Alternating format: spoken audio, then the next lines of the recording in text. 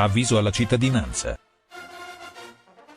Martedì 2 maggio 2023, ore 18.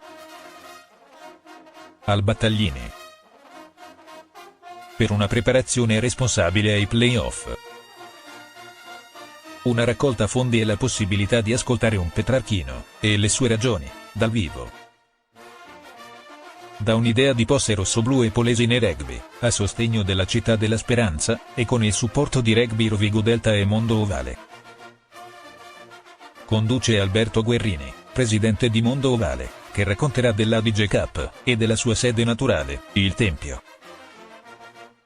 Per la registrazione di una puntata speciale dal 28, podcast rugbistico con Stefano Franceschi e Ivan Malfatto.